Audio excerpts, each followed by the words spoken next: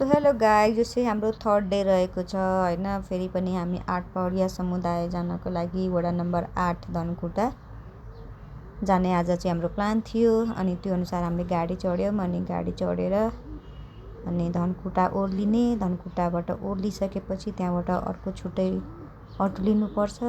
अनि त्यसको लागि चाहिँ हामी यहाँ जाँदैछौँ। अनि यो अटोहरू देखिराख्नु भएको छ, यही अटोमा हामी जाने हो।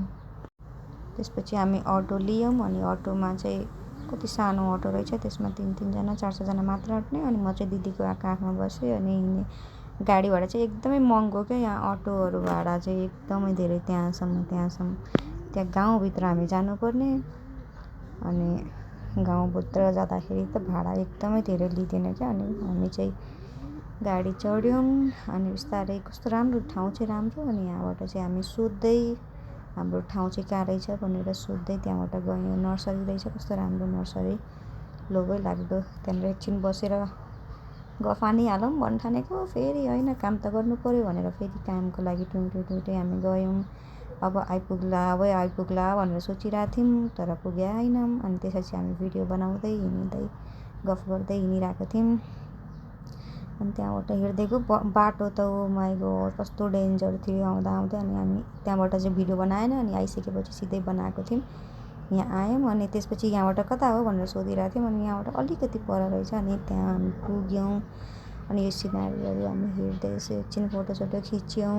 बाटो चाहिँ एकदमै धेरै खराब। अनि मैले यहाँ भिडियो बनाइरहेको छु, हामी भर्खरै पुग्यौँ भनेर। अनि त्यहाँनिर गएँ, हामी कुराकानी गऱ्यौँ, जे कामको लागि गएको थियौँ त्यो सबै कुराकानी गरेर अनि काम हामी सकाएर अनि त्यसपछि हामी एकछिन फोटोसोटो पनि खिच्यौँ। फोटो खिचेर अनि हामी त्यहाँबाट हिँड्यौँ, कामहरू सबै सकायौँ। अनि त्यसपछि उहाँलाई थ्याङ्क यू भनेर अनि त्यसपछि दाइ हुनुहुन्छ हाम्रो, अनि दाइसँग फोटो खिच्यो। अनि सिङ्गल यसो फोटो खिच्थ्यौँ।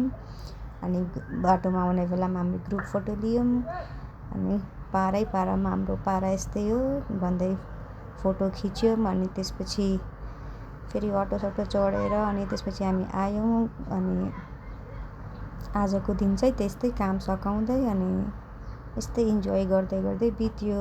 मतलब अझ बाँकी छ होइन, हुन त अब जानुपर्ने छ अझै हाम्रो ठाउँ त। अनि फेरि त्यहाँबाट अब गाडी चढ्यौँ, गाडी चढ्यौँ। अनि त्यसपछि बेलुका आयौँ। बेलुका हाम्रो सेसन हुन्छ इभिनिङ र मर्निङमा डेली हुन्छ। अनि त्यो इभिनिङ सेसन सकेर गफसफ गऱ्यौँ। उहाँ हजुरआमा चाहिँ हामी जुन होटल बसिरहेको थियो त्यहीँको छेउको आन्टी रहेछ, अनि त्यहीँनिर बस्यौँ। उहाँ पनि आउनुभएको थियो। अनि एकछिन हाम्रो पनि गफ सुन्नुभयो। अनि हामी आफ्नो कुराहरू राख्यौँ, उहाँलाई थ्याङ्क यू पनि भन्यौँ, हामीलाई हल दिनुभएको थियो सेसनको लागि भनेर। अनि यस्तै गरेर आजको दिन चाहिँ यसरी नै थक्यो। धेरै भिडियोहरू चाहिँ बनाउन सकेनौँ, जति बनाएँ त्यति एड गरेको छु, हेरिदिनु होला ल। अनि फेरि अर्को ब्लग हाल्नेवाला छु, हेर्नु होला। अनि च्यानललाई सब्सक्राइब गर्नु होला। Thank you.